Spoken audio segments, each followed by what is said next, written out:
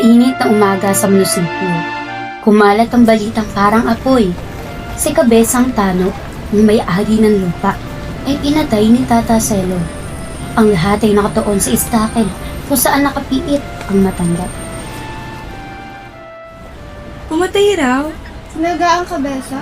Totoo ba? Pinatay niya raw. Totoo ba, Tata Selo? Talagang tinaga niyo ang kabesa? Binawi niya ang aking saka. Binawi niya ang aking buhay. Kaya tinaga ko siya. Hindi ho ako makapaniwala, Tata Selo. Talagang hindi ko ho mapaniwalaan. Bakit niya babawiin ang saka? Inaya ko na ba siya sa partihan? Tinuso ko na ba siya? Siya ang may-ari ng lupa. Kasama niyang niya ako. Hindi ba't kaya maraming nagagalit sa akin? Dahil sa ayaw kong magpamigay ng kahit isang pinangkukong anihan? Isang binatang anak ng pinakamayamang proprietaryo sa San Roque, na tila isang magilas na pinunong bayan, nakalalahad sa pagitan ng maraming tao sa istakid ang lumapit kay Tata Selo. Hindi mo na sana tinaga ang kabesa. Pinabawi po niya ang aking saka.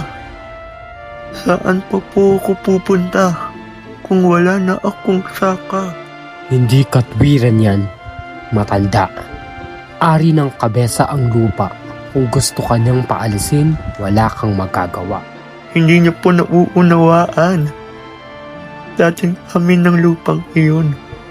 Na isang lalang ng magkasakit ng aking asawa. Na embargo lamang po ng kabesa. Pangarap ko pong bawiin ang lupang iyon. Kaya nga po ako hindi nagbibigay ng kahit isang pinangkukong anihan. Kung hindi ko naman po mababawi, masasaka man lamang po. Nakikiusap po ako sa kabesa kanina. Pero tinungkod niya ako. Tingnan ninyo ang putok sa aking noo.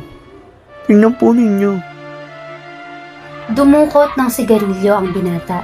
Nagsindi ito at pagkara ay tinalikuran si Tata Selo at lumapit sa isang pulis. Sa pagkakahawak sa rehas, napabaling si Tata Selo. Nakita niya ang isang batang magbubukid na nakalapit sa istakid. Nangiti si Tata Selo. Narito ang isang magbubukid. Anak magbubukid na naniniwala sa kanya. Paano po ba nangyari, Tata Selo? Umalis ka na sa lupang iyan. Hindi na ikaw ang magsasaka. Esa, maawa po kayo.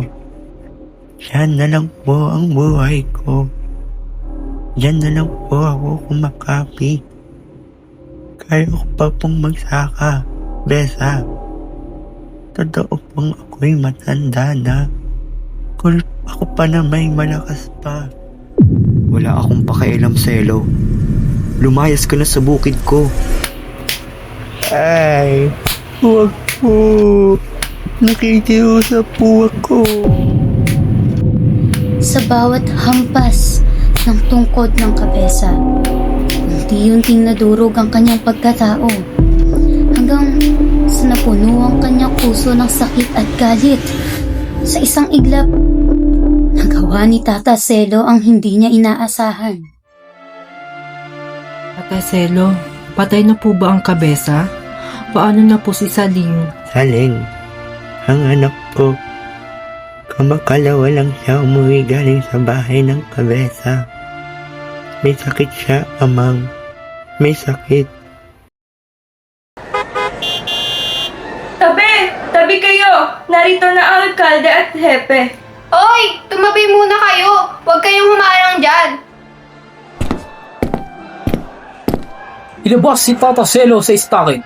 Dalhin sa aking tanggapan.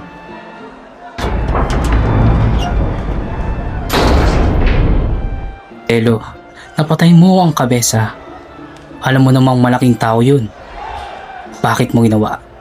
Mabibilanggo ka niyan, Tata Selo. Sabi po niya ang aking saka, Presidente. Ayaw ko pong umalis doon. Dati pong amin ng lupang iyon. Amin po.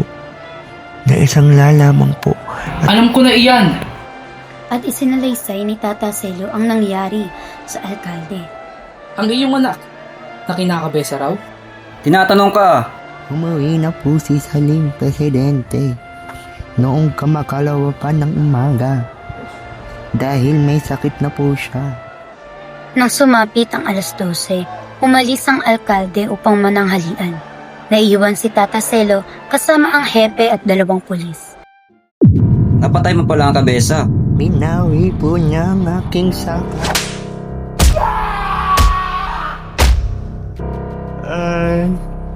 Inungkot po niya ako. Malakas pa po ako.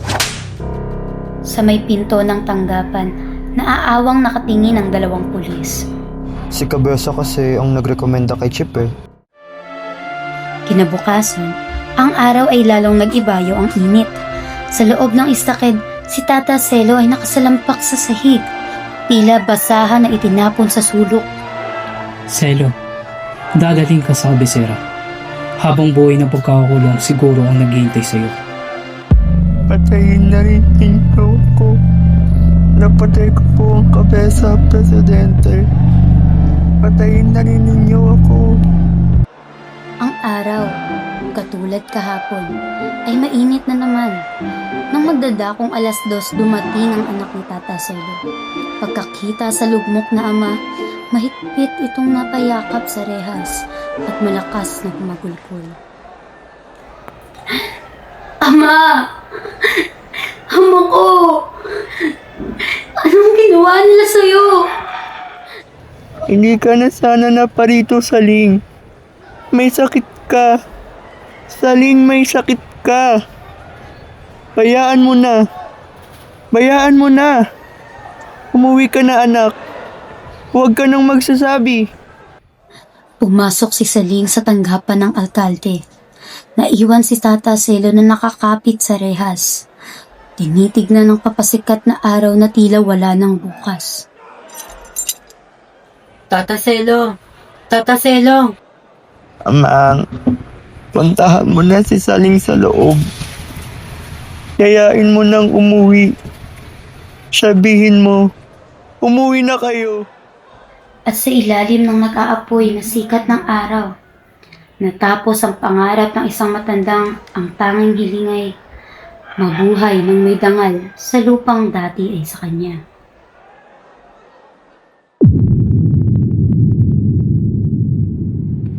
Lahat ay kinuha sa amin.